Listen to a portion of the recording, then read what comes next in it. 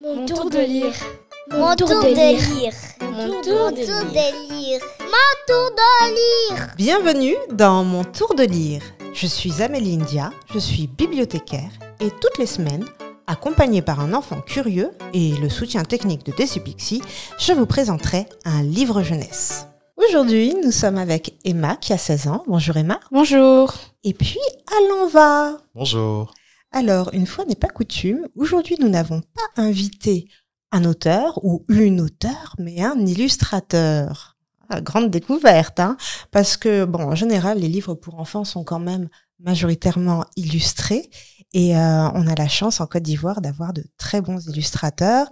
Et donc, j'ai fait la découverte, j'ai découvert le travail d'Alanva il y a peu en lisant La famille arc-en-ciel de Lorraine, Mathieu et Malika et les bonnes manières de Selima. Et en fait, j'ai été assez interpellée par le trait. D'abord, j'ai trouvé que c'était très épuré, en fait.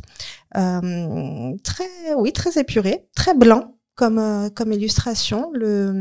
L'arrière-plan toujours très blanc. Et puis, qu'il y avait beaucoup de liens avec le manga. Et je me suis dit que c'était assez intéressant d'utiliser ce trait manga pour illustrer des livres pour quand même les plus jeunes, puisque là on parle d'un public qui a 7 ans et en ne faisant pas du manga. Voilà, donc ça m'a interpellée et ça m'a plu et je me suis dit que c'était intéressant de pouvoir avoir une petite conversation avec Alanva pour qu'il nous explique un petit peu son parcours. Et donc Emma va nous assister dans cette tâche. Première question, c'est depuis quand est-ce que vous dessinez du coup? Alors ça c'est la question que tout le monde pose. On dessine depuis toujours. Hein. Et depuis tout petit, à l'école, on est un groupe d'amis, on dessine et puis au fur et à mesure du temps, il y en a qui arrêtent en cours de route et il y en a qui continuent à le faire jusqu'à le choisir comme métier. Et voilà, c'est comme ça qu'elle en va. Ça s'est retrouvé à dessiner. Votre style de dessin préféré? Ah oui, le style de dessin préféré, c'est le manga. Hein. c'est le manga. Quand est-ce que vous avez vraiment commencé votre carrière en tant que mangaka du coup? Alors, grande question. Alors ça, je sais pas le dater aujourd'hui. Ça m'apprendra à ne pas prendre de notes. Il y en a qui prennent les notes pour leur carrière. Moi, je prends pas du tout. Je vis la vie comme ça. Alors, je pense que ça a commencé réellement il y a 5 ans. Quand j'ai signé mon premier contrat d'édition pour un webtoon avec Dupuis. C'est là que j'ai vraiment commencé à aimer le métier. Ensuite, j'ai été pris sous l'aile de Florent Maudou, illustrateur au label 619, avec qui j'ai vraiment appris le métier d'illustrateur BD ou manga papier. Donc je pense que ça a commencé il y a 5 ans. D'accord, et alors là, ce que tu évoques un peu, ça veut dire que tu as fait ton début de carrière en France, en fait. Oui, c'est ça. Alors quand es-tu revenu et as-tu pu introduire, en fait, ton dessin, ton trait ici en Côte d'Ivoire? Alors, je suis rentré il y a 3 ans maintenant. C'était après la grande vague terrible du Covid. Ah. C'était quand la France a réouvert les frontières pour la première fois après 1 an. D'accord. C'était en 2021. Oui, c'est ça. Je suis arrivé ici en mars 2021. Et à mon arrivée, c'était pas prévu que je reste. Hein. Voilà. J'étais juste venu assister mes parents pour, je sais pas si je peux le dire, anniversaire de mariage. Formidable. Du coup, j'ai attrapé le Covid et je suis resté du coup parce que j'étais pas vacciné. Je faisais le rebelle. Mais après coup, voilà, je me suis fait vacciner, mais j'ai douillé, voilà, sérieusement. Et tu as eu envie de rester, tu t'es rendu compte que c'était bien ici. Exactement, c'est exactement ça. Et j'ai déménagé du jour au lendemain. D'accord. Toutes mes affaires et le petit sac avec lequel j'étais, je suis resté avec ce sac jusqu'à aujourd'hui. Du coup, je suis retourné de temps en temps, mais j'ai jamais vraiment fait le déménagement. D'accord, tu as ton baluchon. Voilà, j'ai mon baluchon, je fais des allers-retours. Et puis voilà, quoi. Je suis vraiment installé à Abidjan et vraiment ici, j'ai commencé à illustrer il y a 2 ans et demi. J'ai commencé avec la maison d'édition Nimba, avec Sarah Maudit. Grande éditrice ivoirienne. Oui. Enfin, de Côte d'Ivoire. Oui, c'est ça, directrice éditoriale de la maison Nimba. Et je vous avoue que c'était très difficile, d'ailleurs. Elle m'a donné une chance, voilà. C'est pas offert, surtout quand t'es auteur de manga et que t'as envie de t'exprimer dedans et que t'arrives en Côte d'Ivoire et que c'est un domaine qui est un peu, on va dire, vu d'un mauvais œil.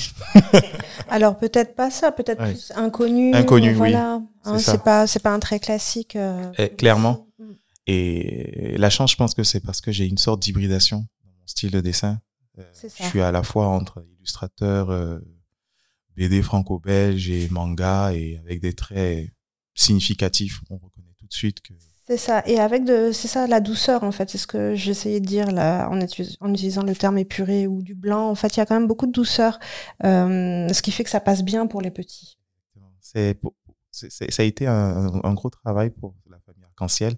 C'est avec celui-là que j'ai introduit mon style jeunesse. C'est comme ça que je l'appelle. Et avec celui-là, c'était vraiment de transmettre un message. J'essayais de conserver cet aspect, comme vous avez dit, épuré, blanc, et qui suscite le rêve et fait voyager. Les fonds sont généralement blancs, je les garde tels quels parce que je montre, c'est hérité du manga. On dessine le décor une fois. Quand il est figé dans la tête du lecteur, bah, tout de suite, il se projette lui-même. D'accord. Et je pense que ça fonctionne aussi un peu. Je pense avec la famille Arc-en-Ciel, que j'ai réutilisé aussi pour le livre Malika et les bonnes manières. Tout à fait. Emma, est-ce que tu as d'autres questions? Juste une dernière question, c'est quelle est votre œuvre préférée, celle que vous avez, selon vous, le mieux réussi? Ah, parmi les œuvres que j'ai réalisées. Question difficile parce que je regarde jamais ce que j'ai fait. Quand c'est sorti, j'y retourne plus. Parce que j'ai tendance à vouloir tout changer. Madame Audi vous le dira. J'ai tendance à revenir dans son bureau. On va faire une autre version. On peut imprimer une version avec une autre couverture, tout ça. Alors, c'est pas évident. C'est pas évident, mais je pense que l'œuvre que j'ai le plus appréciée, mais qui malheureusement n'est jamais sortie, c'est ce fameux webtoon sur lequel j'ai travaillé. D'accord. Je me suis donné vraiment à fond. Et ce webtoon était pour moi le là pour mon style graphique à venir, en tout cas. Et malheureusement, concours de circonstances, voilà, le contrat a été annulé et le projet donc avorté, comme on dit.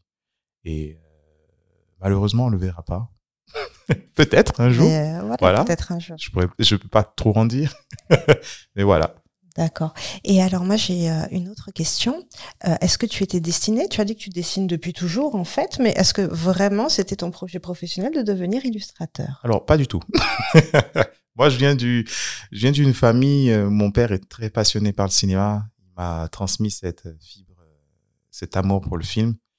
Et moi je vais en France pour mes études après la guerre de 2010.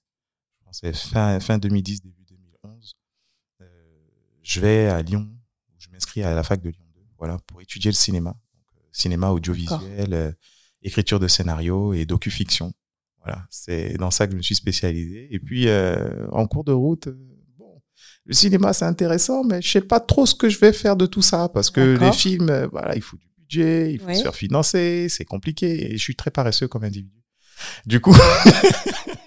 Mais en même temps, tu es prêt à reprendre tous tes dessins constamment. Donc, oui, il y a quand même une persévérance. C'est clair, mais je m'imaginais pas du tout faire ça comme métier. Pour moi, c'était la bande dessinée, j'aimais la lire, regarder, et je m'ennuyais facilement à dessiner des personnages les mêmes à chaque fois. D'accord. Même si petit, je faisais du recopiage de Dragon Ball, comme tout le monde, parce que c'était ce qu'on avait à l'époque. Merci, la librairie de France. Je sais pas si j'ai le droit de dire ça. Tu as le droit. Tu as le droit. Et voilà, et donc je me retrouve à donc bifurquer, voilà. Entrer dans une école d'art appliqué. Je découvre le cinéma d'animation, la 3D. Ça m'a foutu une claque et j'adore ça. Mais finalement, je sors de là, c'est difficile, je trouve pas de travail, c'est compliqué, et je tourne en rond jusqu'au jour où une amie libraire, voilà, Expérience Bis, j'ai fait la dédicace, voilà, à tout le monde, Expérience Bis, gentil bibliothécaire et libraire qui me présente au Lyon BD Festival, et c'est comme ça que je mets les deux pieds dans le monde de la BD. Et j'étais pas du tout préparé à ça. Hein. Pour moi, je me retrouve du jour au lendemain dans le bureau d'un certain Florent Maudou que je ne connaissais pas du tout et qui est un homme extraordinaire, sympa et qui m'a vraiment appris le métier. Il me dit demain tu viens au bureau et on en parle comme ça. Wow. Donc j'arrive, je rentre dans un bureau qui s'appelle le Saloon et il a vraiment l'allure d'un saloon avec la porte battante comme ça, comme un film western et tout. T'as tous les employés. De quoi stimuler l'imagination. Clairement, t'as tous les autres artistes qui sont là et t'as Florent Maudou, monsieur asiatique dans le coin avec un chapeau de cow-boy, tout ça, avec des grosses cornes de buffle sur le mur. Je me dis, mais dans quoi est-ce que je suis arrivé? Il me fait m'asseoir, il dit, on fait un storyboard aujourd'hui. Je lui dis, mais comme ça? Il dit oui. J'avais pas pris. on a mis 3 heures à faire un storyboard pour une bande dessinée de 45 pages. Et il me dit, je te fous un contrat, tu signes, et on est parti. Alors, tu vas nous dire ce que c'est qu'un storyboard, parce que tout le monde ne sait pas. Ah oui. Alors, le storyboard, alors j'ai utilisé mes termes à moi. C'est l'âme du projet. C'est les premières esquisses, le croquis. C'est là qu'on définit la forme de la bande dessinée, le découpage, les planches, comment est-ce qu'elles vont être agencées. Et ce document, on le présente donc à l'éditeur qui, lui, va le regarder, va le corriger, va nous faire des allers-retours pour qu'on puisse passer à une autre étape qui s'appelle le crayonné. Ce n'est pas encore l'ancrage, mais le crayonné va permettre de confirmer, de poser à peu près définitivement la bande dessinée. Et c'est après ça qu'on passe à la phase de l'ancrage qui, elle, est vraiment la touche finale. Avant, pour ceux qui font du manga, feront des trames pour les couleurs. Okay. Et d'autres, pour la bande dessinée franco-belge ou les comics, se poseront vraiment les couleurs. D'accord. Alors, Emma, quels sont vos projets à venir, du coup? Je sais pas si j'ai le droit de le dire. Allez, je me lance. On va me taper dessus, mais c'est pas grave. Alors, peut-être que tu dis pas tout. Oui, bien sûr. Alors, en projet à venir, là, actuellement, on est en train de travailler, je pense qu'on a déjà un peu teasé, c'est la famille Arc-en-Ciel 3. Mais le 2 va sortir très bientôt. Voilà, parce que là, on n'a que le tome 1. Effectivement, il n'y a que le tome 1. Donc, on attend le 2 là. Alors. C'est ça, le 2, il va sortir très bientôt. On va inviter Lorraine. Exactement, il va sortir très bientôt. Et on aura aussi le 3 qui va arriver. On a en réflexion, voilà, une Malika 2 à venir. Voilà, comment faire évoluer le personnage. C'est encore en réflexion. Donc, c'est pas encore bien posé. D'accord. En autre type de projet, j'ai un grand projet, là, un manga personnel, voilà, que je fais avec Florent Baudou. C'est la première fois que je travaille sur un projet de cette envergure en solo. D'accord. Qui sortira courant de l'année 2025. Okay. Là, je suis en plein travail sur le projet. Donc, c'est un projet avec des sirènes et des félins. C'est tout ce que je peux dire.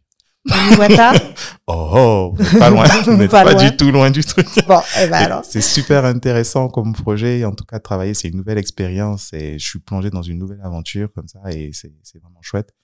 En autre type de projet, voilà, il y a un projet qui s'est fait avec Métal Hurlant, les humanoïdes associés. D'accord. La maison d'édition légendaire fondée par Moebius et tous ses amis contemporains. Et on a un projet Métal Hurlant qui sortira. Donc, c'est une anthologie de récits, d'aventures SF et fantastiques. Et plein d'autres trucs. Je vais continuer comme ça pendant longtemps. Eh ben, écoute, c'est non seulement c'est bien, et en plus c'est intéressant parce que tu es en train de nous dire qu'en fait tu fais des projets à la fois locaux et à la fois en coopération avec la France. Exactement. Voilà, et c'est bien d'avoir cette dimension, cette ouverture, c'est rafraîchissant. Merci. Alors merci beaucoup d'être venu, c'était un plaisir de t'accueillir. Oui. Emma, merci. À bientôt. Au revoir. Allez, à bientôt. À bientôt. Merci beaucoup.